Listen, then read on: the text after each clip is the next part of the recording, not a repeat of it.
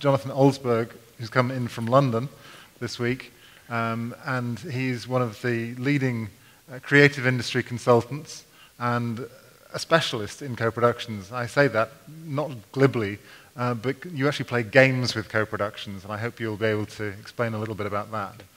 And Mike Gabrawy on my immediate right, who's heading production operations for Arclight Films and for Eastern Light and any other groups. You look so much better than you did yesterday, by the way. I was a little haggard last You were haggard yesterday. You also got in from LA. I did. Yesterday, I got in as well. So we have long-distance visitors today. And I'm going to start with Jonathan. I've billed you as a co-production expert, and I've asked you to prepare some slides, and maybe you can cue them up. Okay, thank you.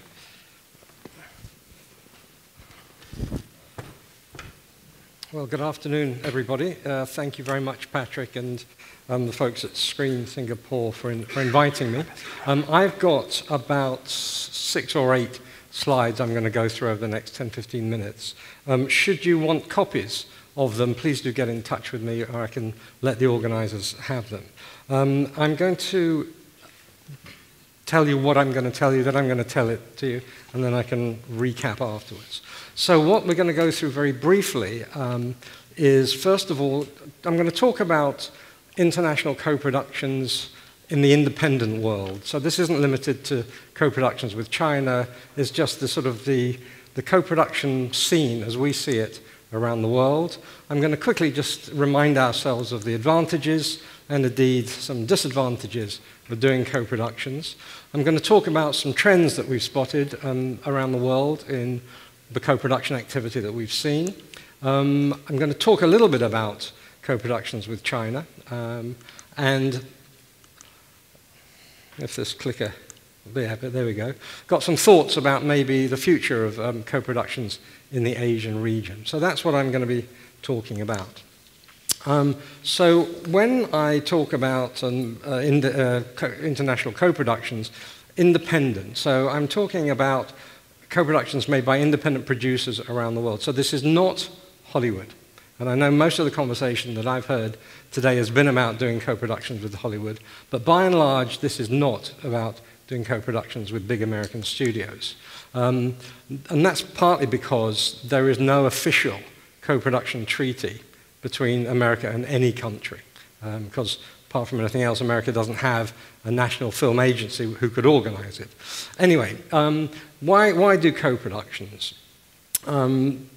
Obviously, it's a way of getting money through the unofficial route or the financial co-production route, and it also was started in Europe many, many moons ago as a way, through official co-productions, of getting stories from one country seen in other countries. It was to encourage the circulation and distribution of films around the world and get cultural connectivity and networking going. Also, it enables producers from one country to get access to expertise and facilities and talent that they need to make the film that they don't have themselves, that might exist or reside in other jurisdictions.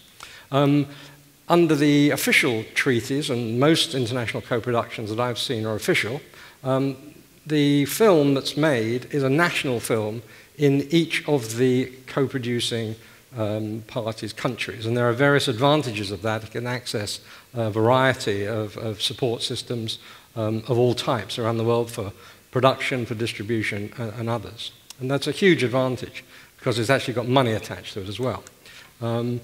In Europe and in many other countries, it's become the default sort of go-to mechanism for financial structures of films. I think most of the non-Hollywood films that you would have seen in the sort of top 30 films in box office figures around the world are probably co-productions, not that you'd necessarily notice. Most producers from countries outside of Hollywood and Bollywood reside in markets that are too small to support the entire production budgets of the films that they make. So they need to find sources of money elsewhere. So financial collaboration with the producers in other countries helps to secure funding. That's an obvious and well understood reason to be involved in co-productions. If the film is a national film, as I've said, in certain countries, then many of them have sources of public money that are kind of soft. There may be grants, as we've heard in Australia. Producer offset can, for a domestic film, can generate up to 40% rebate of the costs. And that's, without any strings attached, that's a grant. Additionally, over the years, as international networks of producers have emerged, the internationalization of the project comes about, and it becomes greater in scope. The ambition increases, and hopefully the international potential increases. And we've seen this over the years become more and more the case in Europe. And as I'm talking about Europe, I'm sort of thinking myself that if this has been going on in Europe and indeed in Canada and Australia, New Zealand and many other countries over the years, maybe there's a trend that will be adopted in this region, in Asia. And I've said before, the delegate producer, the producer who takes the lead in the co-production, who to begin with anyway, owns the property and develops it, can get access to all sorts of resources for the production that might not be found in their own country. And then often there's an opportunity, particularly with location shooting, to move the production to shoot in a location that's a lot cheaper than in the genuine location. I've been involved as a producer, for example, in a period film set in Rome in 1948. Rome is a very expensive place to shoot. We managed to find that in Belgrade we could find locations that totally represented what Rome would have looked like, and our costs were less than a half of what they would have been in Rome. Most co-production official treaties require, in order to be accepted by the authorities, the distribution is in place in the countries of the co-producers. So you've got guaranteed distribution in your partner countries, which is a great way to at least start on the production. And this is a kind of a less formal advantage, but over the years, as more and more co-productions take place between partners, networks have evolved of strong alliances among producers of different nations. As an example, the films of the British director Ken Loach, winner of the Palme d'Or at Cannes recently, in fact more than once, renowned maker of what I suppose we would call art films, but very, very financially successful. His films are made and have been made for many years with more money from France than from the UK, with money from Germany, UK, and elsewhere. And that's all about these long-lasting networks. And in the smaller countries that embark on co-productions, it helps to increase the volume of activity. Critical mass of production increases, and the filmmakers sort of learn, on the job, as it were, how to make films, how to make international films. And when you're dealing with larger countries, more experienced working with smaller countries, there's obviously advantages of knowledge transfer that takes place. There are problems, however, and disadvantages. One of which, I have to say, is not on this list, is perhaps co-productions is almost a bad word in some places. You sort of feel an official co-production is a film that really couldn't stand on its own 2 feet commercially, and therefore there may be question marks about its appeal. Not necessarily the case at all. I mean, there are lots of reasons why films are made in lots of different countries. Commercial reasons, reasons that governments want to see this activity increase because it's very beneficial in a number of different ways. But I wouldn't want to badge co-productions as being naturally and automatically uncommercial, because it's not necessarily the case. But when involved in a multi-party co-production adds a huge burden on the delegate producer in controlling these various relationships. And in the early days of the growth of co-productions in Europe 20, 30 years ago, when all of a sudden we had filmmakers grabbing money from lots of different countries, the control and the focus was so dissipated that the films tended not to be very good. And with the concept of the Euro pudding, as it was called, emerged, the sort of failure of big films. Doesn't happen so much anymore. Because the legal structures of multi-party transactions are complicated, it can mean that it takes longer to pull the money together, which adds risk, and also it adds to the cost through legal costs and also the cost of just having to bring in other co-producers, so the budget goes up. My clicker doesn't seem, oh, I know why, it's because I'm pointing it at the thing here. As I say, legal and other costs can add to the budget. Also, it takes, in my view, it takes the focus off development, the development process. And I think that co-production should start with co-development. I think rather than having co-production funds in countries around the world, there should be co-development funds, because it's finding genuine projects that require and are appropriate for 2 or 3 more countries to get involved. That's really quite hard. So more genuine collaborations at the development stage is what's needed. Up until now, there's been a tendency in structures for the producing partners to sort of grab the revenue from their own territories themselves in perpetuity and not share them.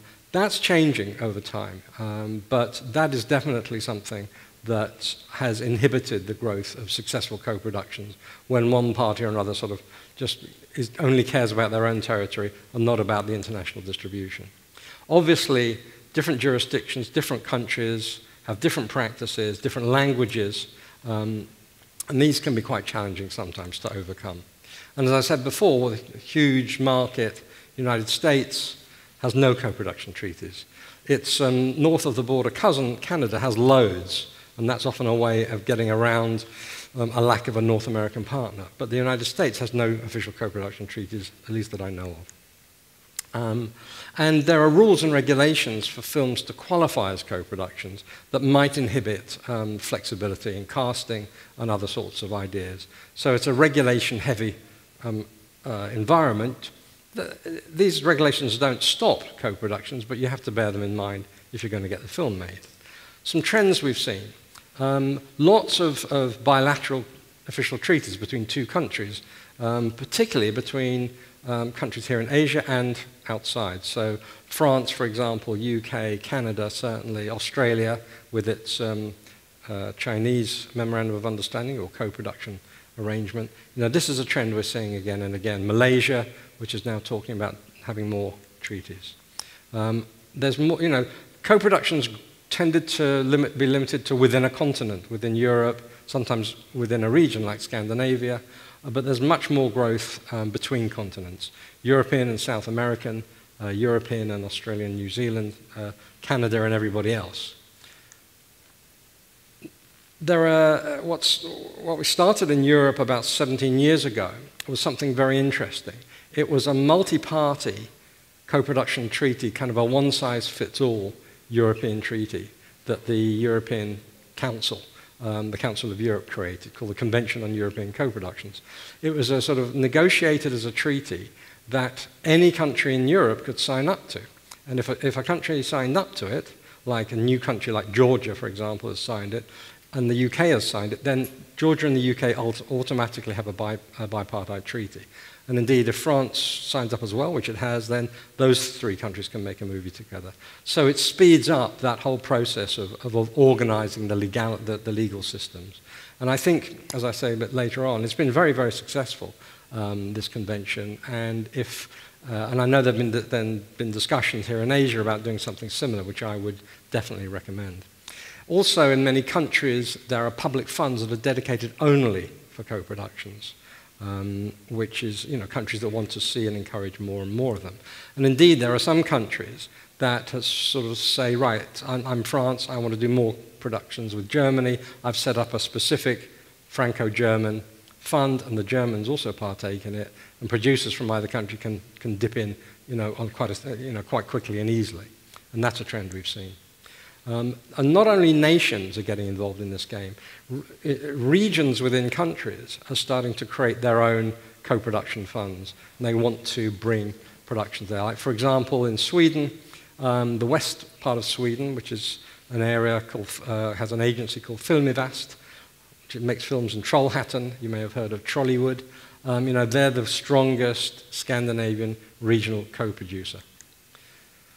It's quite tricky, however, with this world of production rebates on offer, trying to attract productions to go and shoot in different countries, quite tricky to match the rebates in different countries under the same structure.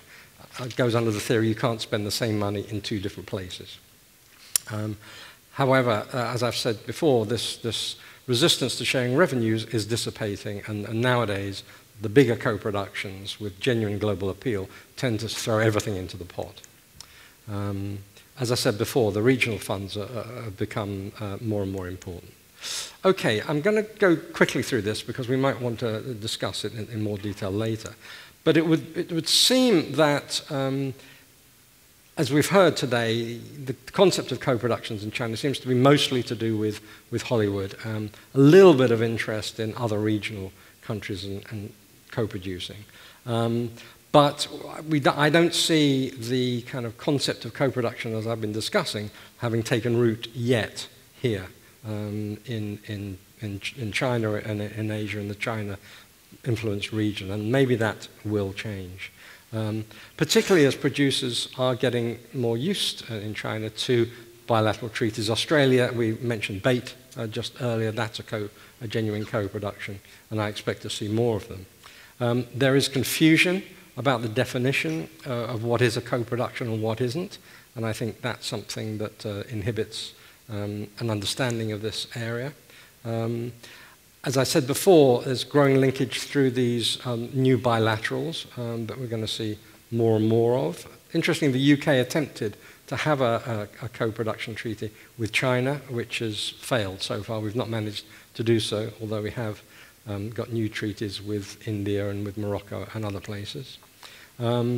There's definitely, in terms of the regulations in China and censorship and other kind of elements of scrutiny, that is an inhibition to the normal routes that co-producing partners are used to. We're not used to having a regulatory authority effectively have final cut on our films.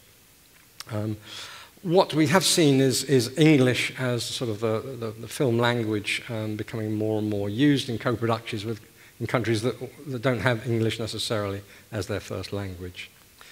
My question in terms of trends is, in China is, and we talked, it was mentioned a little bit before, what about the rest of Asia and the links together with China and with each other? And so in that context, maybe a more serious effort should be put into creating an equivalent to the European Co-Production Convention, a one-size-fits-all treaty for all of the countries of the region. In addition, in Europe, we have a co-production fund called Euromage, which 36 countries or more now have signed up to, and they invest in each other's films. And just finally, I noticed with interest that MIP Academy was announced earlier today, which is a training activity for next year.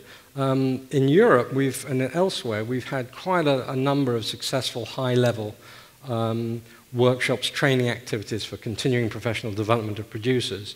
And there's one that we have run, just to briefly mention it, Patrick asked me to, which is called the Co-Production Tournament. And basically, we've organized this with 2 countries whose producers want to make more films together. And it's a residential workshop where we get 6 or 8 producers from each country, and we get them to work together in a kind of a real-time role-play environment. And we call it a tournament because we don't have sort of seminars, we have contests and quizzes and games and what have you. And feels like if there was to be more of an effort in this region to have more co-productions, then there needs to be, if not that, then some kind of ongoing training activity to upskill producers in how to make co-productions work. That's all for me. I'm sorry, I may run on a little bit longer than I meant to, but I'm going to hand it back to you, Patrick. Come sit down, Jonathan. I've got a quick follow-up question for you, which I'll pose to you as you walk and sit down. You mentioned I forget which slide it was, there's a growth in co-production treaties between Asia and Europe. Are we seeing a similar growth in actual productions, or are the treaties leading the way? Are the politicians leading the way here? I think we haven't seen the action yet. There's definitely going to be a few years before the volume increases, partly because, as you know, the development cycle and production cycle of a film can take years and years and years. I think you'll find countries that create treaties do so because the producers in each country are saying we want to do this, and because, and this has to be the case, there's a government-to-government desire to do it. If you want the producers to do it together and the governments don't, it's not going to happen. So I think there's a lag of 2 years before you'll see real activity. Right, thank you very much. Mike Gabrawy, I'm going to turn to you now.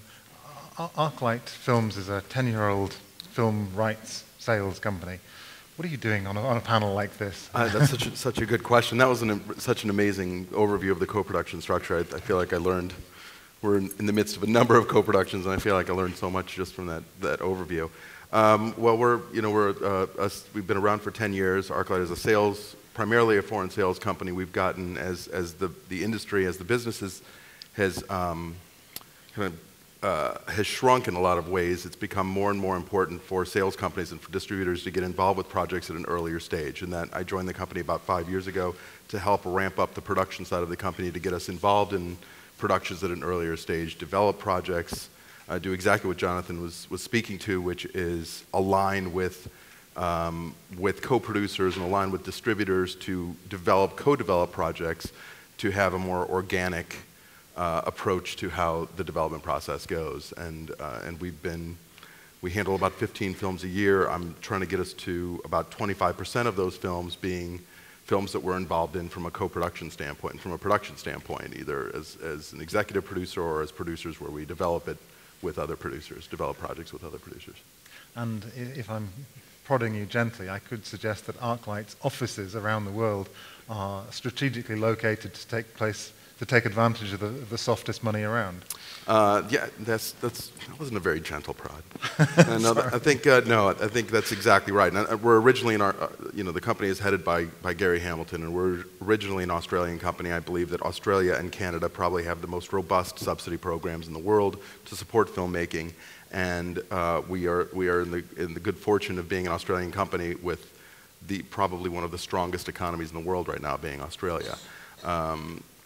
We maintain a presence, obviously. Most of us are in Los Angeles, but we have our servicing and a lot of people in Sydney, and we also are opening an office in Beijing and maintain a substantial presence in Asia. Yeah, and you had an office in the UK at the time when the money was there as well? Absolutely, and then we had our general manager was based in Tokyo, so he covered the Asian markets as well. Yeah. Right. Yeah. Your company also has an affiliate, if I'm going to call it that, Eastern Light, which specializes in Asian films. Some things are sold through that label, some things are also produced through that. Can you explain what Eastern Light is doing? Absolutely. I mean, they're really brands, and it's more for buyer identification. So the company has 3 brands. We have Arclight, which is kind of our gold standard, Crash, Bobby, Lord of War, The Bank Job, and then we have Darklight, which is our genre division, which is what we did Bait under. And Wolf Creek is probably one of the more famous Australian genre films. And then we have Eastern Light, which has been around for 5 years, like you said, and it was primarily created to handle high-profile Chinese films for the world, Asian films for the world market, but primarily Chinese films. And with the growth and with our establishment there, and with Ying Yi, who heads up Eastern Light, through her relationships, we started getting more and more involved in production there, and it was really well-timed, again, kind of serendipitous that it was the time we were in the market at the time when the industry was growing there tremendously. So we now, I would say, it's 70% of our productions have some sort of Asian component to them. You mentioned a moment ago the company's founder, Gary Hamilton. I remember sitting on a panel, I think, in Hong Kong a couple of years back with Gary, talking about Forbidden Kingdom, which he held up as kind of the poster child of China-US co-productions. It's one of the very few that have had genuine commercial success in both of those two markets, as a lot of other people have found that's quite a hard formula. And Gary was saying, we've got to have more, the world needs more Forbidden Kingdoms. What are you doing to make that happen? I think that is one of the biggest challenges, and I completely agree. I think it's the testament of how Bait has done theatrically in China is. You should say Bait is a film. Bait is we did a 3D shark film called Bait 3D. That was it was an Australian Singapore co-production, and then we had developed it always trying to access the Chinese market. We got it to qualify also as a Chinese co-production, and it has gone on to do, I think it's on track to do $30 million in box office. Beat Looper, beat Taken 2, it's doing incredibly well. And this is a film that has really, for the most part, not actors that anyone would recognize, but it has worked because I think it's a spectacle, and it's a film that's very accessible to. You can turn the volume down if you're watching the film, and you're not going to miss too much. So it's a big action spectacle, and the Chinese audience really took to it, and it's done very, very well. Now I've forgotten the question. Well, no, I'm just interested to see. I mean, what are the kind of films that you are co-producing? I think that is the challenge, is finding films that bridge the cultures, and we are developing a number of films. So when I find a script, the co-production that I'm in the midst of closing now is a Canadian, French, Chinese co-production, and I got the script, and it's about a night after the Crusades, and he's kind of coming out of the Crusades almost like a war veteran and suffering from post-traumatic stress disorder, and he wanders into China to try to reconnect with one of his fellow soldier, and crosses paths with a princess, and basically whose kingdom has been usurped, and he takes her to safety, and it's a road movie. So it perfectly. Sounds like a fairy tale. It's fantastic, and it's a very good script. But as soon as I read the script, I said, well, this is okay. It's a UK writer, and I think constantly in these co-production terms, where I figure out how I'm going to build the financing before we get too excited about the project. So.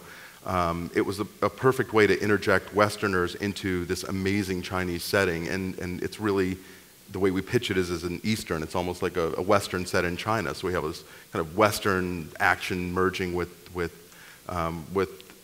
Asian action, and set in this amazing backdrop. We're shooting the film in the Yunnan province, and it's just, again, just absolutely beautiful landscape that the West has never seen, but an organic way of, there were actually, there were Westerners on the Silk Road, and there were, the cultures were kind of overlapping at that period, and that's the challenge, is finding projects that don't feel like co-productions interjected. Yeah, I was thinking before coming today, well, what would be examples of co-productions that work? And the first thing is it's got to be a film that works. So regardless of whether it's a co-production. But I was thinking of Slumdog Millionaire. Now, UK-India negotiated a co-production treaty. Slumdog Millionaire, obviously, it was a very successful film. As a co-production, there wasn't, it was an Indian set story. It was based on a piece of content, a TV show that was a British piece of content. But the British aspect of it was the creative side, the writer, the director, etc. So you can, for a film, or a story to be, or for a film to be a successful co-production, it doesn't always have to have story elements that involve 2 countries or 3 countries. It can have elements that involve story, it can involve location, it can involve talent. So that kind of mix can work. Ironically, the Slumdog Millionaire could have been the most successful UK-Indian co-production of all time, except unfortunately they didn't get around to signing the treaty in time for the film to qualify. So it wasn't actually a UK-Indian co-production. There was also French money in that, right? There was money from quite a few different places. Whether it was an Anglo-French co-production, a UK-French co-production, I don't know. But what it wasn't was a UK-Indian official co-production. It was a financial co-production. Right. Can I come back to talking about Bait and Outcast, which is the other film you was talking about but didn't name? Bait is an interesting film in that you precisely engineered it to access money from here in Singapore through their 3D fund. And it was originally set up as a Singapore-Australia co-production, you said. Can you explain the mechanism, how you then turned that into a Chinese film? We always wanted it to be a Chinese, we always wanted it to be a Chinese co-production, so it was always part of it. I think it was a function of timing and the process that the Chinese co-production came in a little bit later in the game, but it was always, we'd always the elements of the story were always there for the China. We shot in China for, I want to say, 5 weeks, and there was quite a bit of work done to do that. And that's part of what we engineer in this co-production, and trying to, I think the hurdle is to make it organic, and that is, just because Outcast is fresh on my mind as I'm in the midst of closing it. I have a Canadian star, I have a European above-the-line talent, and then we're shooting entirely and bringing in minimal crew and shooting entirely in China.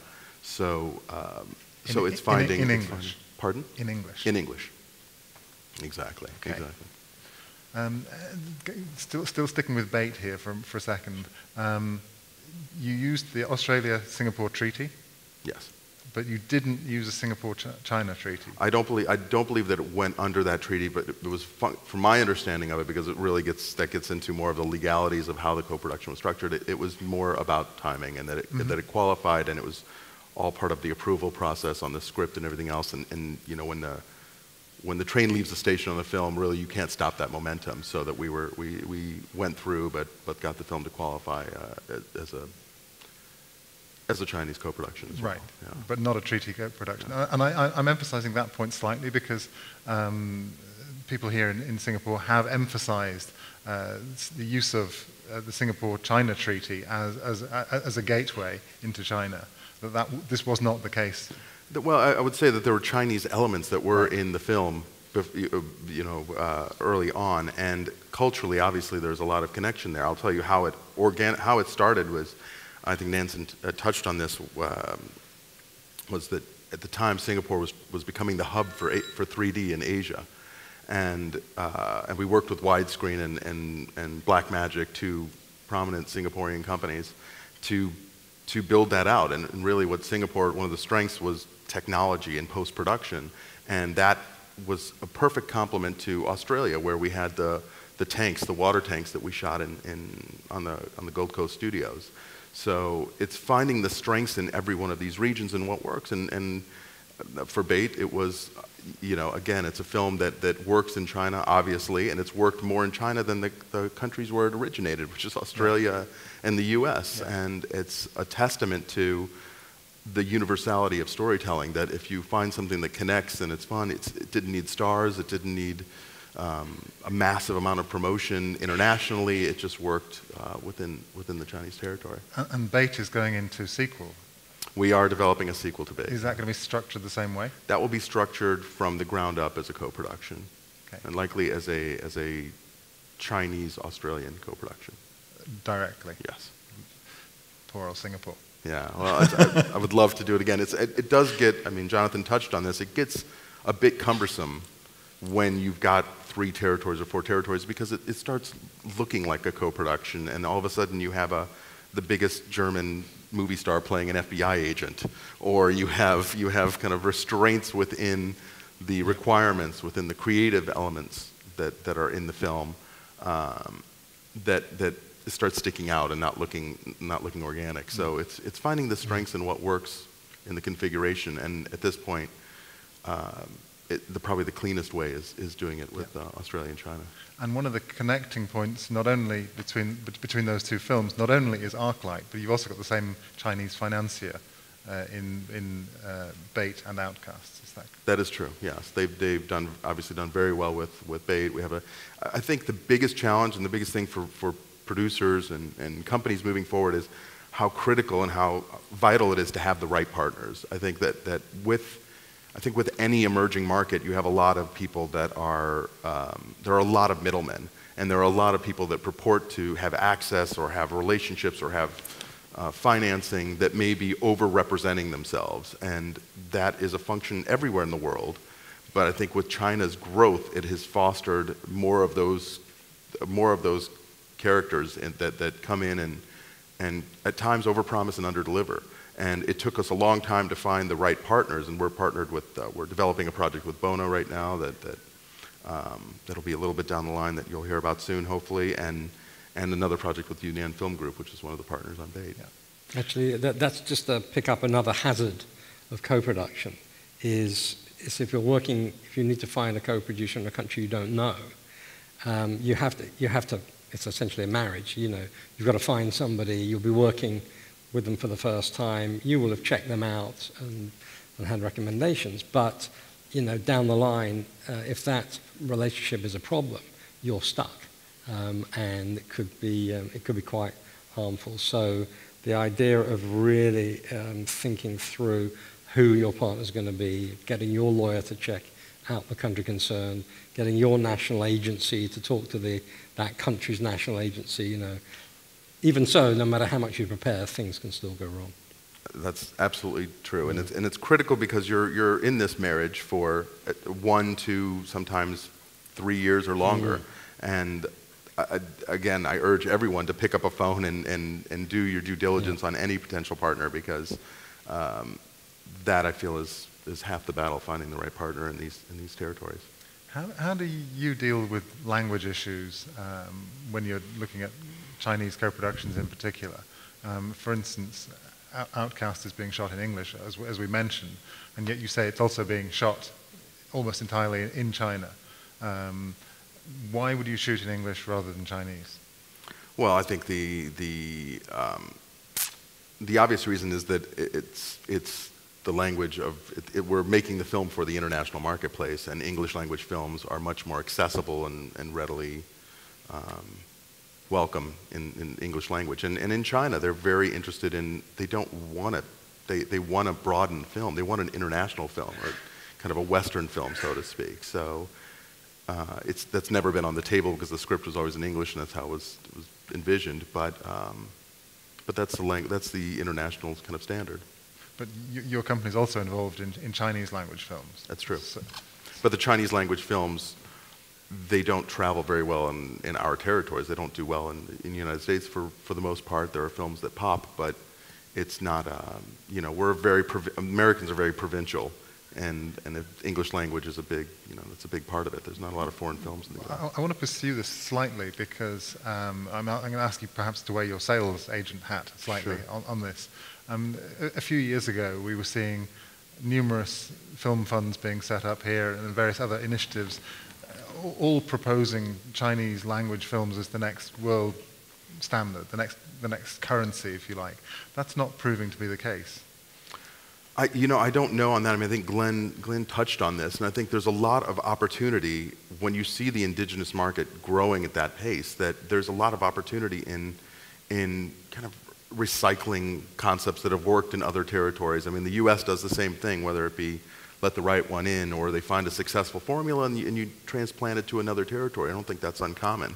I just think that this kind of gold rush into China it just seems much easier than it actually is. And our secret weapon is Ying, who is Chinese and heads up Eastern Light, that's able to navigate a lot of the cultural issues that come up, or navigate how to work with the Chinese and what they would like. So, can I use that phrase, the gold rush into China? Absolutely. Thank you. I might. And maybe we can sort of point fingers at other people who may have made some mistakes. Right now, I think in the US, we've just recently seen the release of, I think it's called Red Dawn, a remake which was going to have the Chinese as the baddies, and then had to be CGI re-engineered to have North Koreans as the baddies. People seem to be making all sorts of compromises to work with China. Yeah, I don't think that's, I mean, I think it's common sense not to offend the second largest territory in the world. I mean, we are in a business, we are making movies. There's the business of film, and if you are to alienate what will soon surpass the United States and become the biggest film territory in the world, you know, there are cultural sensitivities that maybe have been overlooked. And I know one of the producers involved with that film, and they look back on it. It was foolhardy for them to do that. But is that because, are these compromises being made because China has a particularly strict regulatory system? I don't. Or is it simply that Hollywood will make any compromise necessary? Well, I don't know that they're mutually exclusive. I think it could very well be both. But no, I don't think that China is restrictive in that way. I think people are so afraid of the censors, or so afraid of what's going to work in China, and I find that a lot of things work. I think it's some of the obvious issues that you try to avoid, but for the most part, there are ways to navigate that system, and not at the detriment of the creative process, in our experience at least. And we heard on the other panel people discussing making local language films. Glenn was talking about that, and we could also reference back to Sanford Panich, who was the keynote speaker yesterday, who runs a whole division that is making local language films, and they're justifying it in terms of the local economy, and not trying to globalize films. Your company, although not the scale of a big studio like Fox, also seems to be working both sides of the tracks there, making the local language films and the English language films. Well, the local language films, I wouldn't say we're doing that in China. I would say we do that in Australia to a degree when we're doing Australian films, and we are a market-driven company. We are making films for the international marketplace. The international marketplace is moving in a direction where it wants bigger films. It wants big theatrical spectacles. They want bigger films. They want brands.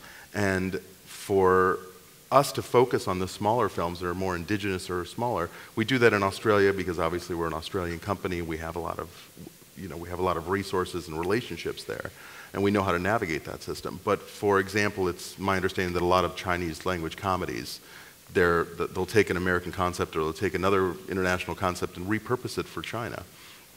Well, that's just not our wheelhouse traditionally. I mean, it's a very specific kind of development process and market. We do that in Australia, but I think it's the nature of the business is you have to wear both hats. You have to look at all the different revenue streams and all the opportunities that exist. Our bridge is through Australia. I do think that there's a benefit. There's more economic ties from Australia to China and Canada to China than there are from the U.S. And I think that paves the road. That makes the road a little easier when you're going through Australia. You're seen, I think, from a Chinese perspective, you're seen in a better light. Like they're more a partner, and it's a smaller territory, right, as opposed to the big American films coming in, and it just, I think it reeks of kind of a bigger, the studios are coming to take advantage of the emerging market. Right. I mean, I was in India last week, and there was at a convention where there was a huge delegation of Australians, and they were all saying there's massive connections between Australia and India. Maybe the Australians are the bridge between India and China. Absolutely, and I think if it's purely a matter of bandwidth. If we had the time, we have a big appetite for co-productions. But if we had time, I'd love to. I mean, we are doing there's a project that we were developing that was a Canadian-UK Indian co-production, but it wasn't going through Australia, and that was purely because of the creative elements, again, being out of those two countries. Yeah. Jonathan, I think? Yeah, I think the answer to your question, why no more co-productions with India, has to be answered by an Indian person, because I think there's a reluctance on the Indian side to do co-productions, partly because they've got such a huge market domestically, it can make so much money domestically, that they're just not focusing on having any other kind of business model. So it's actually quite hard to get Indian producers, especially the main Bollywood type producers, to think about doing anything other than making the films that they make. When they think of international collaboration, they think of taking finding a set in Austria or in the Alps or somewhere to do that, those wonderful movies that they do, but they don't think about sharing in the copyright, and they don't think about the kind of legal agreements that are necessary for a co-production.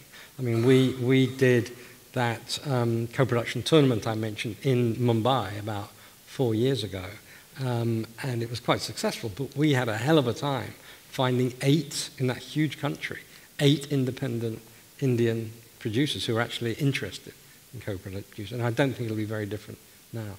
But your first sentence of that answer, you could have said, changed the words. Instead of India, you could have said China.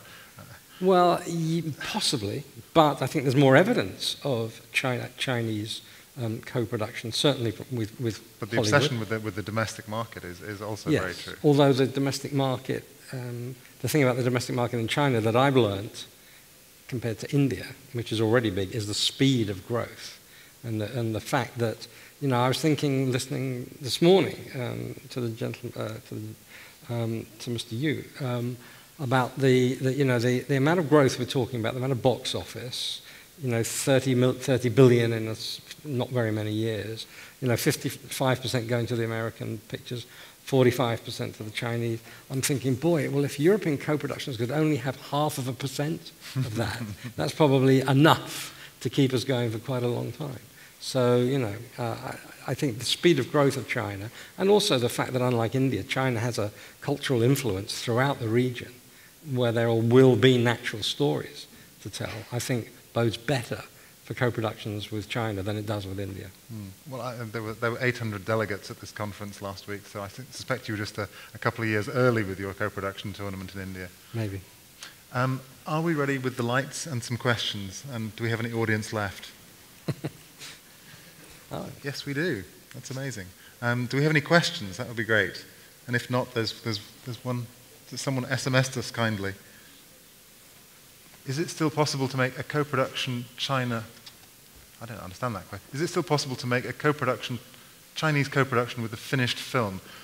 I suspect that's a reference to the Loopers and other films which we heard about in the previous session.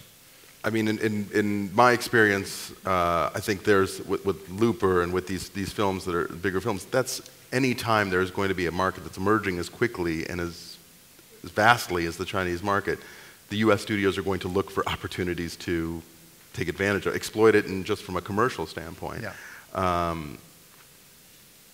It has not been my experience. And everything that we've done, we, as early on in the process as possible, build it from the jurisdictions that we want to co-produce with. Okay. Are there any other questions? If not, I'll pick on someone like Paul de Cavallo, sitting in the second row. He's always got questions. That's yours? Where's the microphone? Here's another one there's a new one. There's one? New one on the screen here. Oh, there's a new one. What are the best and worst examples of East-West co-production? I was involved in, I seem to be talking about co-productions that were never co-productions, but I was involved in The Last Emperor. I was selling it. I wasn't involved in financing it 25 or more years ago. That nowadays could be structured if we had a treaty as a co-production. And to me, like Slumdog Millionaire was a great example of combining, a story with a location, with a bunch of talent that were coming sort of, not all from the same place.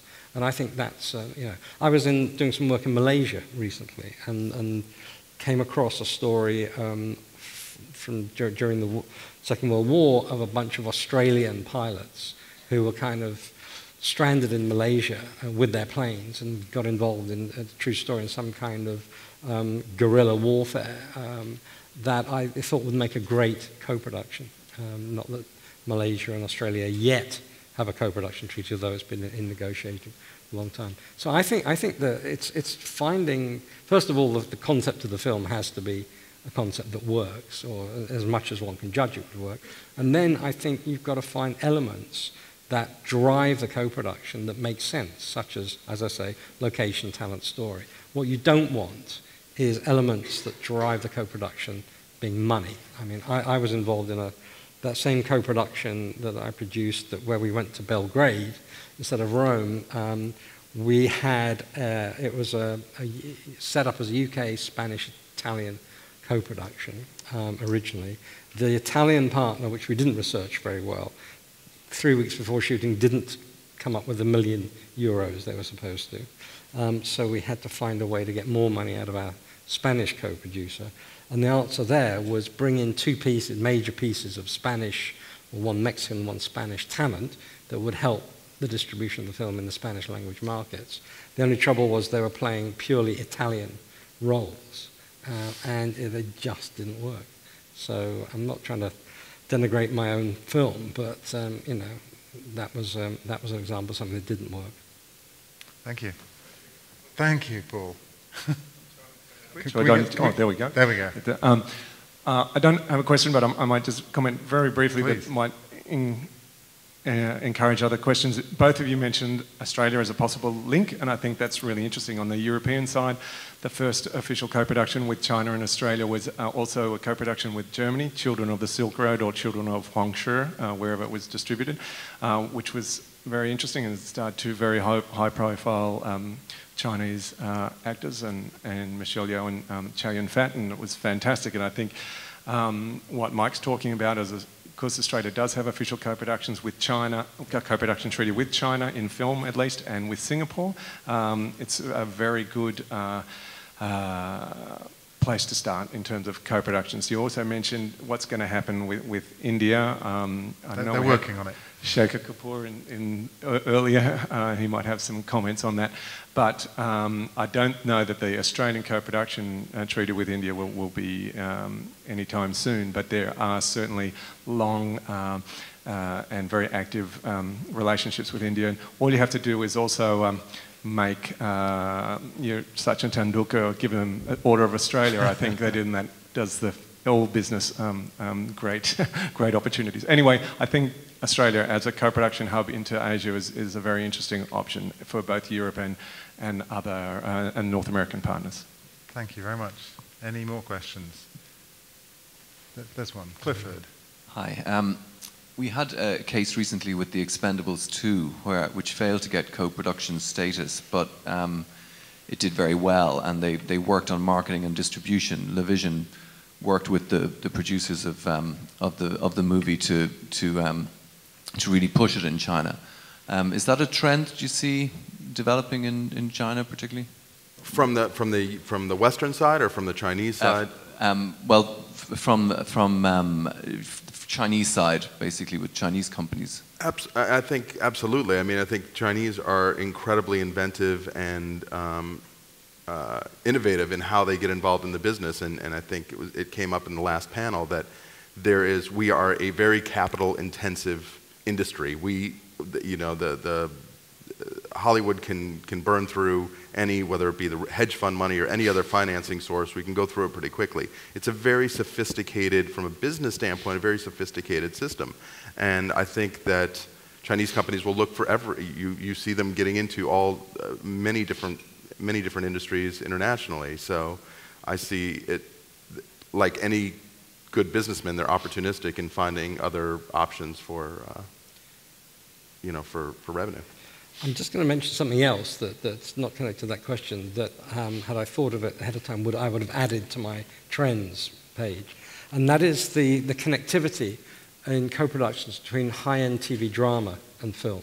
I don't know about the Australian-Canadian treaty, but many of the newer treaties that are done between countries involving film also capture high-end TV drama. And as we know, the folks that make high-end TV drama in front of and behind the camera tend to be the same folks that make features. So there's a way of growing feature film co-productions on the back of growing TV drama co-productions. And as an example of that, the UK's latest co-production treaty we just negotiated is with Brazil. And now, there were no British feature film producers banging on the door of the Ministry of Culture saying we've got to have a treaty with Brazil. There were TV producers saying the Brazilian TV market is very important for us. Many of the stations, broadcast TV channels in Brazil are owned by American studios, so they like our kind of stuff.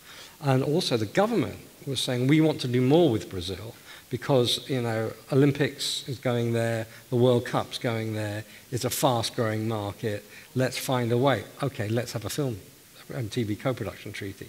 So we're anticipating more film co-productions with Brazil on the back of other things.